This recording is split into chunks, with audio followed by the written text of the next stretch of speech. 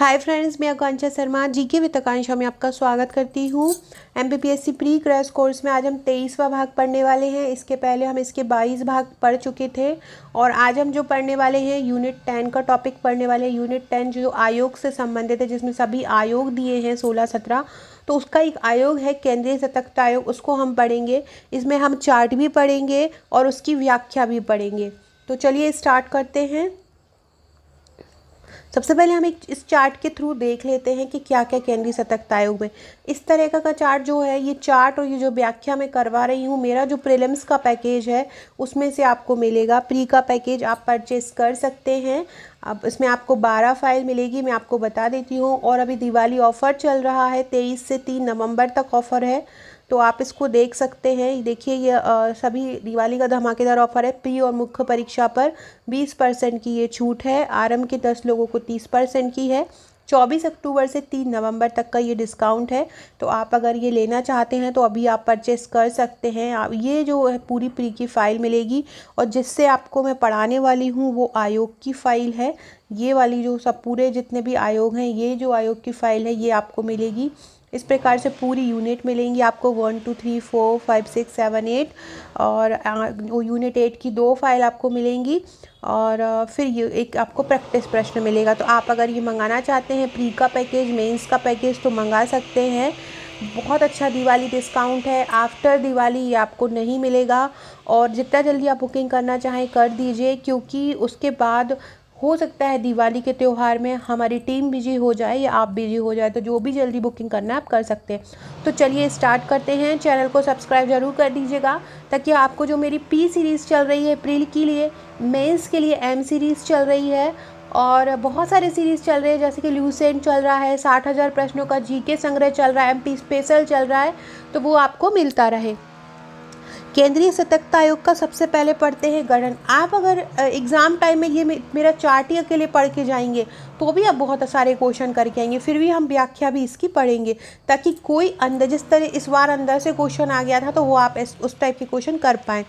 केंद्रीय सतर्कता आयोग का गठन कब हुआ था? फरवरी 1964 में हुआ था। किस समिति की सिफारिश पे हुआ था? तो संथानम समिति की सिफारिश पे हुआ था। तो केंद्रीय सतर्कता आयोग का गठन कब हुआ? फरवरी 1964 में। किसके आधार पर हुआ ये आपसे पूछेंगे, तो संथानम समिति की सिफारिश पर हुआ। इसको कौन सा दर्जा दिया गया? इसको सांविधिक दर्जा दिया गया है। केंद्रीय सतर्कता आयोग अधिनियम 2003। किसी को अगर हम संवैधानिक दर्जा देते हैं तो उसका मतलब होता है कि वो हमारे संविधान के किसी अनुच्छेद के तहत उसको रखा गया है। तो इसका जो गठन हुआ था वो किस अधिनियम के तहत हुआ था? केंद्रीय सतर्कता आयोग अधिनियम 2003 के तहत। केंद्रीय सतर्कता आयोग का मुख्यालय कहाँ है? तो केंद्रीय सतर्कता आयोग का जो मुख्यालय है वो नई दिल्ली में है। इसकी संरचना, इसमें कितने अध्यक्ष होते हैं, कितने सदस्य होते हैं? तो इसमें एक अध्यक्ष होता है और 2 सदस्य होते हैं। एक अध्यक्ष मेन और 2 सदस्य होते हैं। मेनली ये पॉइंट बहुत अच्छे से याद रखिएगा। केंद्रीय सतर्कता आयोग के जो अध्यक्ष होते हैं उनकी नियुक्ति कौन करता है? तो वो करते हैं हमारे राष्ट्रपति। इसकी अवधि क्या होती है अध्यक्ष और सदस्यों की? तो 4 वर्ष का मतलब इनका कार्यकाल होता है और 65 वर्ष की उम्र तक, मतलब 4 वर्ष और 65 वर्ष की उम्र तक ये अपने पद पर रह सकते हैं। तो 4 वर्ष या 65 वर्ष, ये भी ध्यान रखिएगा। इनकी पद नियुक्ति विभुक्त कौन करता है? इनको तो राष्ट्रपति करता है। इसके बाद क्या काम होते हैं इनके, जो आयोग है उसके? तो किसी सरकारी अधिकारी पर भ्रष्ट आचरण के आरोप की जांच करना, जनहित प्रकटीकरण तथा मुखबिर संरक्षण के तहत प्राप्त शिकायतों की जांच करना। कोई सरकारी अधिकारी पे अगर उसने भ्रष्टाचार के तहत कोई काम किया है, कोई भ्रष्ट आचरण किया है, तो उसकी आरोप की जांच करना इनका मेन काम है। इसके अलावा भ्रष्टाचार निवारण अधिनियम 1998 के अधीन किए गए अपराधों के संबंध में सीबीआई द्वारा किए गए कार्यों की प्रगति व समीक्षा करना। केंद्र सरकार के मंत्रालयों, प्राधिकरणों के सतर्कता प्रशासन पर नजर रखना, ये सब इनके कार्य हैं। ये आपका मेंस में भी पूछा जा सकता है कि केंद्रीय सतर्कता आयोग के कार्य बताओ, क्योंकि ये टॉपिक आपका वहाँ भी है। एथिक्स में भी ये पूछा जा सकता है, क्योंकि एथिक्स में भ्रष्टाचार का जो टॉपिक है वो भी इसी से संबंधित है। इसके अध्यक्ष की अगर बात की जाए तो प्रथम अध्यक्ष NS राव थे, वर्तमान अध्यक्ष संजय कोठारी थे। संजय कोठारी है। अब मैं आपको बताऊं कि आगे आने वाले समय में जब ये और वीडियो लाऊंगी तो जितने भी आयोग हैं, उनके जितने भी अध्यक्ष हैं या आयुक्त हैं, उनके लिए मैं एक ट्रिक बना दूंगी। क्योंकि कभी कभी क्या हो रहा है, एग्ज़ाम में ये पूछ लेते हैं कि इनमें से इस आयोग का, फलाना आयोग का अध्यक्ष कौन नहीं रहा है, तो वो एकदम से पूरे अध्यक्ष याद करना हमारे लिए मुश्किल हो जाता है। पूरे की मैं ट्रिक बना दूंगी ना, तो आपको याद करना पॉसिबल हो जाएगा। अब हम इसकी व्याख्या सहित उत्तर पढ़ते हैं। सबसे पहले हम केंद्रीय सतर्कता आयोग के बारे में पढ़ते हैं। क्या है केंद्रीय सतर्कता आयोग? गठन भ्रष्टाचार को रोकने के लिए किया गया। आपसे पूछे किसकी एक संस्था है, तो ये केंद्र सरकार की एक प्रमुख संस्था है।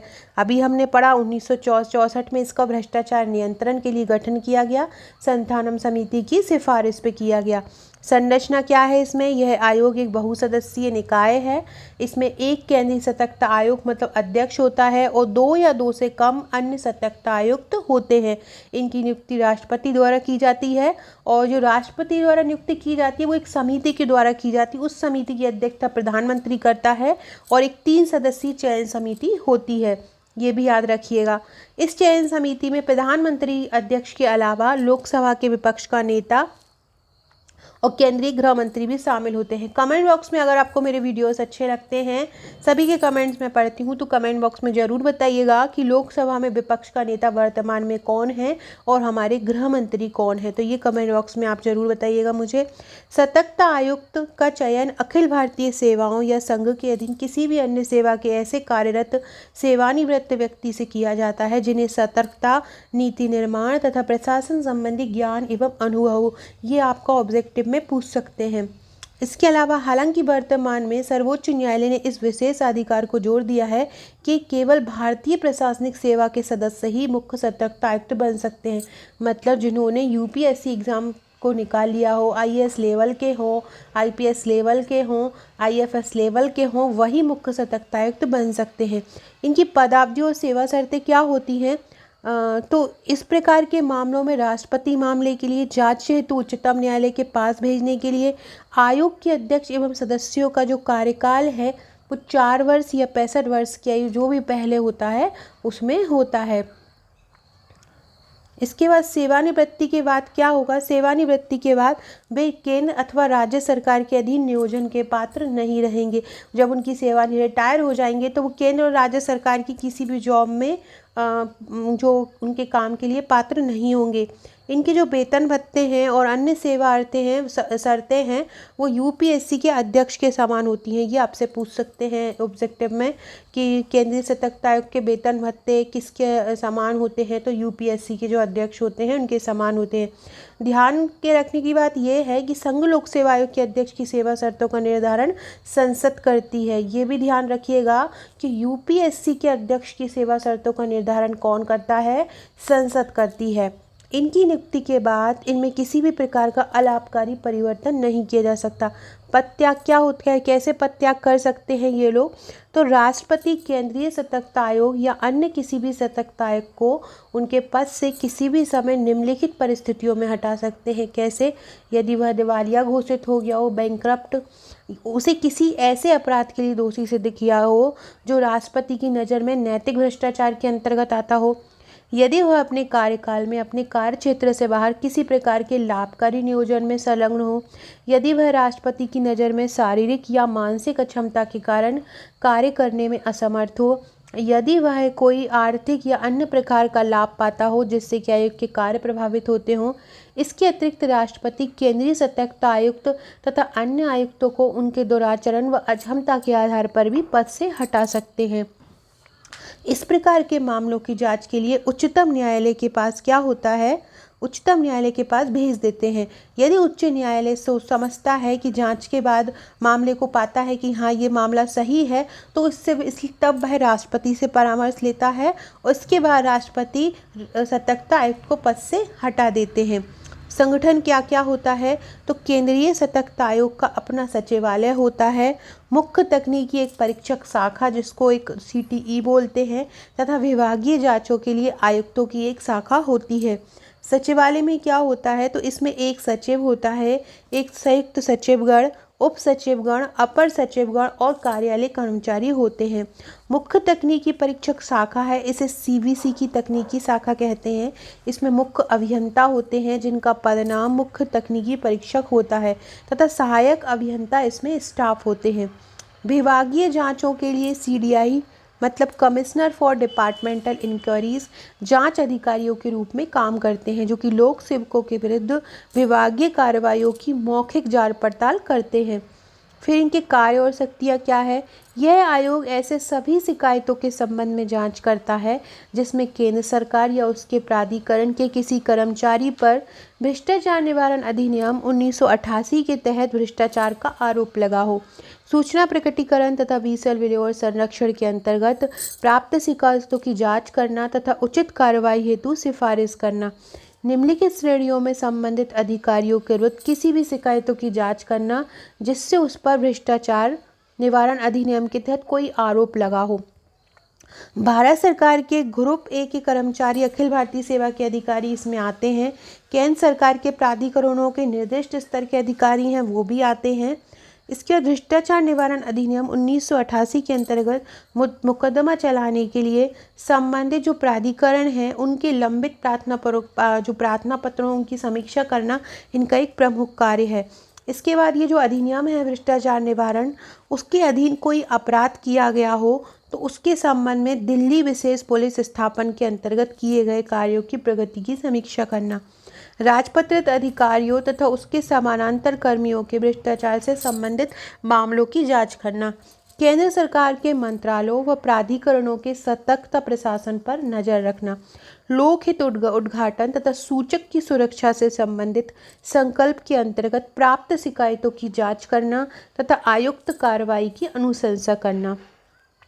केंद्र सरकार केंद्रीय सेवाओं तथा अखिल भारतीय सेवाओं से संबंधित सतर्कता और अनुशासनिक मामलों में नियम विनियम बनाने के लिए आयोग से सलाह लेगी। रिपोर्ट किसको देता है? तो ये रिपोर्ट अपनी राष्ट्रपति को सौंपता है, राष्ट्रपति इसको संसद में प्रस्तुत करते हैं। इसके बाद क्या है कि इसका कार्यक्षेत्र क्या है? तो ये केंद्र सरकार के जो मामलों से संबंधित है वो उसके सदस्य होते हैं केंद्र सरकार के ग्रुप 1 के अधिकारी। सार्वजनिक क्षेत्र के बैंकों के स्केल के 5 के ऊपर के अधिकारी भी आते हैं इसमें। आरबीआई, नाबार्ड और सिडबी के ग्रेड डी और इससे ऊपर के अधिकारी। सार्वजनिक क्षेत्र उपक्रमों के बोर्डों के मुख्य अधिकारी, कार्यकारी अधिकारी तथा अनुसूची क और ख और E8 व E7 से ऊपर के अधिकारी। साधारण बीमा कंपनियों के प्रबंधक तथा उनसे ऊपर से स्तर के अधिकारी। जीवन बीमा निगम के वरिष्ठ डिविजनल प्रबंधक और उससे ऊपर के अधिकारी। वे अधिकारी जो 8700 रुपये प्रति माह वेतन पाते हैं तथा केंद्र सरकार की महंगाई भत्ता दर के ऊपर हैं। कार्यप्रणाली क्या होगी? आयोग के पास सिविल न्यायालय के समान शक्तियाँ होती हैं और इनका चरित्र भी न्यायिक होता है। यह केंद्र सरकार और उसके अधिकारियों से कोई भी जानकारी अथवा रिपोर्ट मांग सकता है ताकि यह उनकी सतर्कता और भ्रष्टाचार रहित कार्यों पर नजर रख सके। केंद्रीय सरकार या इसके अधिकारी जो होते हैं केंद्रीय सतर्कता आयोग के किसी भी सलाह को नहीं माने जाने पर उसकी असहमति कारणों को निम्नलिखित रूप से केंद्रीय सतर्कता आयोग को बताना होगा कि उन्होंने उनकी सलाह क्यों नहीं मानी है और उन्होंने उनका जवाब क्यों नहीं दिया है। तो इस प्रकार से फ्रेंड हमने ये केंद्रीय सतर्कता आयोग तो पूरा पढ़ा है और ये बहुत इम्पॉर्टेंट टॉपिक है तो इसको आप बहुत अच्छे से कर लीजिएगा और इसके जितने भी आयुक्त हैं वो ट्रिक द्वारा आपको कवर करवा दूंगी। वीडियो अच्छा लगा हो तो लाइक शेयर ज़रूर कीजिएगा। अगर आप इस प्रकार के नोट्स लेना चाहते हैं तो हमसे संपर्क कीजिएगा। Okay friends, thank you.